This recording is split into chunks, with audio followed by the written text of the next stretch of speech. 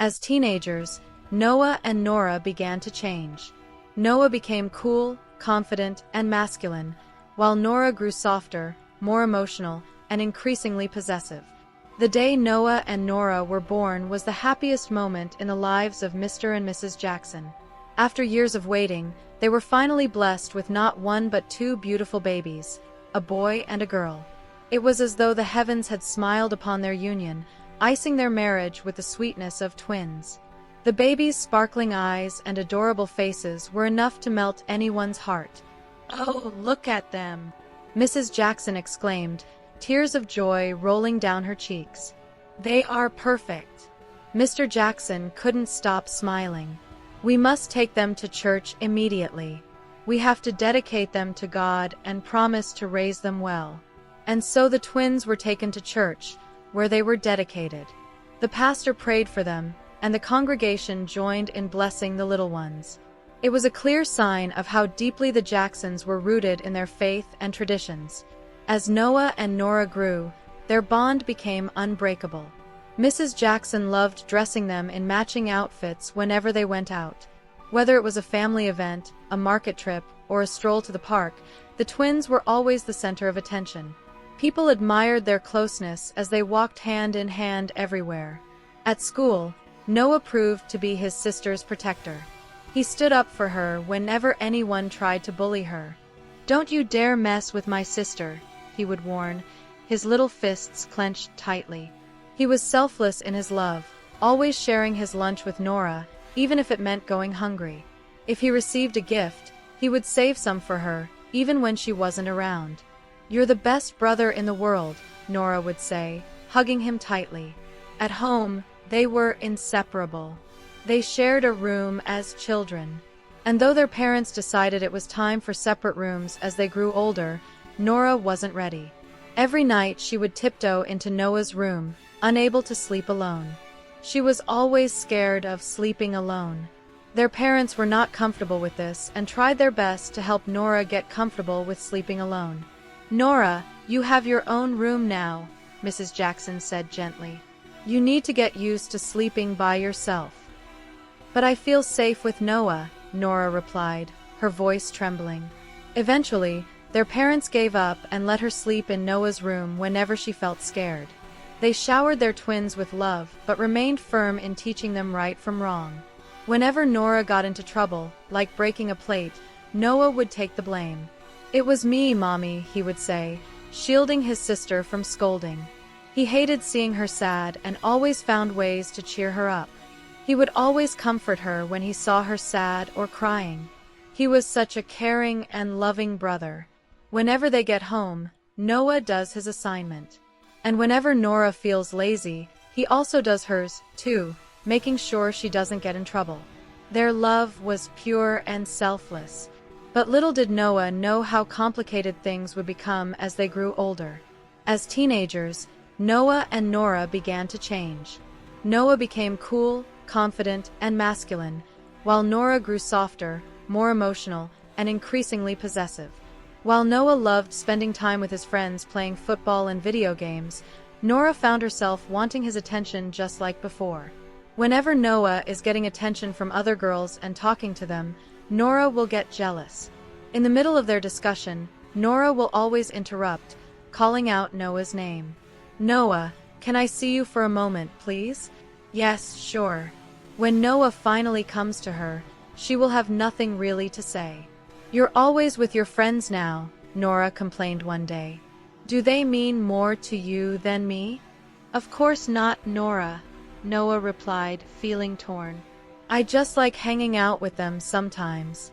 It doesn't mean I love you any less." But Nora wasn't convinced. Her jealousy grew, especially when girls at school started noticing Noah.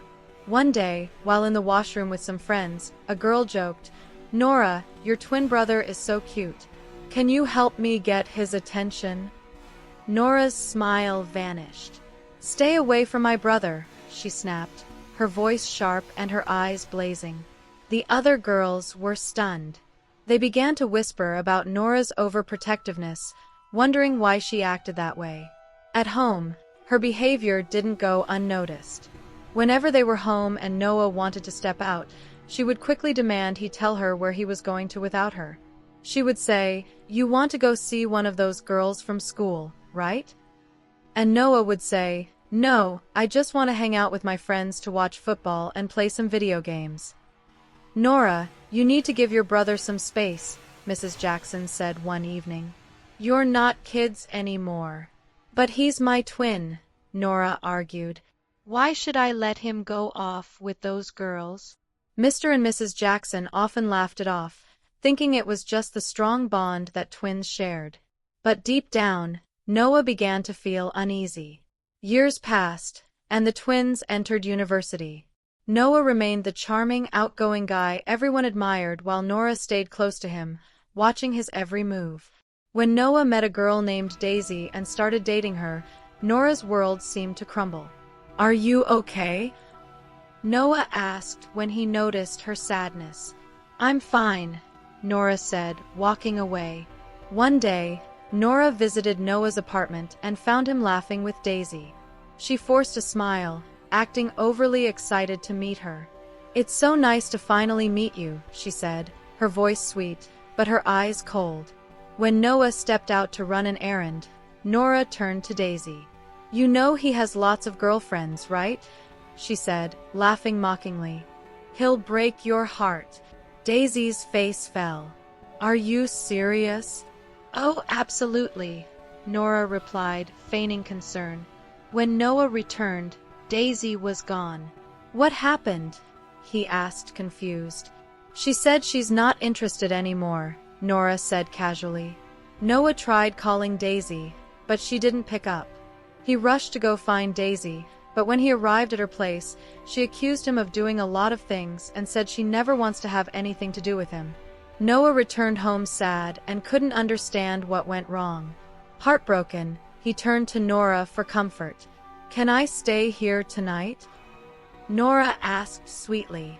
Noah agreed. That evening, Nora prepared dinner, and they ate together. But as Noah lay down to nap, he felt her hands on him. "What are you doing, Nora?" he asked, sitting up in shock. "Noah, I love you," she confessed, tears streaming down her face. "I don't see myself loving anyone else the way I love you. I have been meaning to tell you this for so long, but I couldn't, hoping you would realize it on your own. I just want you to touch me and kiss me. Please, just kiss me." Noah froze. "But you're my twin sister," he said, horrified. "This is wrong. You're hurting me, Noah." "Don't say that," Nora cried, forcing herself on him. Suddenly, a knock on the door made them both panic. They froze, their hearts pounding as the tension in the room reached its peak. Noah's heart pounded as he walked to the door. He hesitated for a moment, then asked, "Who's there?" Silence. A strange feeling crept over him. But before he could react, the door burst open. A heavy fist smashed into his face, sending him stumbling backward. Before he could recover, several men stormed into the room, their eyes filled with rage. "Beat him," one of them growled. Noah barely had time to shield himself before fists and feet rained down on him. The pain was unbearable. Blood filled his mouth as he tried to fight back, but he was outnumbered. Nora screamed, begging them to stop, but the men pushed her aside. She fell against the table, knocking over a lamp that shattered on the floor. One of the attackers, a tall, muscular man with a scar on his cheek, stepped forward. "So, you think you can play games with my sister and break her heart?" His voice dripped with venom. "Who do you think you are?" Noah's vision blurred as another punch landed on his stomach, knocking the wind out of him. He collapsed to the ground, struggling to breathe. "This should be a lesson to you." The scarred man spat. "If you survive today with that." They left, slamming the door behind them. Noah lay motionless, barely conscious. Blood trickled from his lips, his body aching from head to toe. Nora rushed to his side, tears streaming down her face. "Noah, please talk to me." The neighbors had heard the commotion but were too afraid to intervene. Eventually, a few brave souls stepped in to help. Together, they carried Noah to a car and rushed him to the hospital. As he was wheeled into the emergency room, Nora pulled out her phone, her fingers trembling. She dialed her mother's number. "Mom, Noah," she's choked on her tears. "He's in the hospital. Please come quickly." Mr. and Mrs. Jackson arrived in a panic. Seeing their son unconscious, covered in bruises, shattered them. They turned to Nora, demanding answers. "Noah isn't a troublemaker," Mr. Jackson said, his voice tight with worry. "Why would anyone do this to him?" Nora wiped her tears, guilting at her heart. It had something to do with a girl. Their parents exchanged worried glances. "A girl?" Mrs. Jackson repeated. "What girl?" "I don't know all the details," Nora lied, lowering her gaze. Days passed. Noah remained unconscious, his condition uncertain. The Jacksons prayed desperately for his recovery. Then one evening, his fingers twitched. A soft groan escaped his lips. His mother rushed to his side, weeping in relief. "Noah, my son, you're awake." Noah opened his eyes weakly. He was in pain, but he was alive. Mrs. Jackson hugged him tightly. "Thank God." But when Nora stepped forward to embrace him, he gently pushed her away. "Nora, he's been through a lot," Mrs. Jackson said, confused. "She was so worried about you." Noah didn't respond. He turned his head away, looking out the window. His mother and father exchanged a puzzled glance. Something wasn't right. After Noah's discharge, things changed. He avoided Nora as much as possible. Their once unbreakable bond was now filled with silence and distance. Mrs. Jackson noticed. "Noah, what's going on? You and your sister used to be so close." Noah sighed. "Mom, please. I just need space." One day, while Nora was out running errands, an unexpected visitor arrived. "Daisy." Mrs. Jackson opened the door, surprised. "Daisy." Daisy lowered her head. "I heard what happened to Noah. I came to apologize." Noah, still weak, sat up. "Apologize?" she nodded. "My brother, he thought you played me. Nora told me you had multiple girlfriends. I was heartbroken. My brother saw me crying and got angry. That's why he came after you." Mrs. Jackson gasped. "Nora said that?" Noah clenched his jaw. "And you believed her?" Daisy's eyes filled with regret. "I'm so sorry. I should have talked to you first." After she left, Mrs. Jackson turned to her son. "Noah, is this true? Did Nora lie about you?" Noah hesitated, then nodded. "Yes, Mom." Shock washed over Mrs. Jackson. When Nora returned, she was confronted immediately. "Nora, did you lie to Daisy?" Nora's lips trembled. "Mom, I thought she wasn't good enough for Noah. Telling lies that almost got your brother killed." Mrs. Jackson's voice trembled with anger. "That's unforgivable, Nora." Tears streamed down Nora's face. She turned to Noah, her voice breaking. "I'm sorry. I didn't mean for it to go this far." Noah stared at her for a long moment before saying, "You hurt me, Nora, more than you'll ever know. Can we please talk in private?" Nora requested. They stepped into Noah's room. "Noah, I'm really sorry for everything." She sobbed.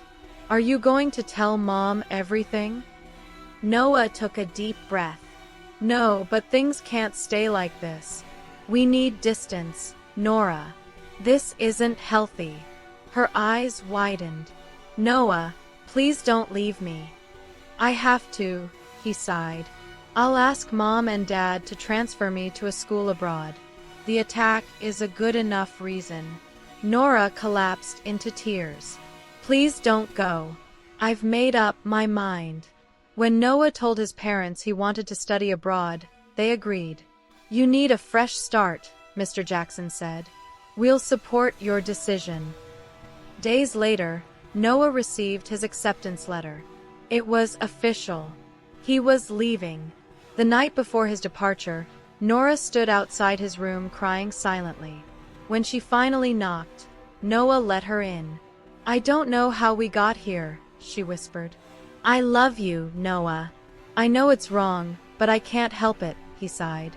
"I appreciate your love, but it's not the right kind. One day, you'll find someone meant for you." She sobbed. "Will you ever forgive me?" Noah pulled her into a hug. In time. The next day, the Jacksons drove Noah to the airport. As he hugged his parents, his mother whispered, "Stay safe, my son." When he turned to Nora, she forced a smile. "Goodbye, Noah." He nodded. "Goodbye, Nora." As he walked away, Nora watched, tears falling down her cheeks. She had lost him, perhaps forever,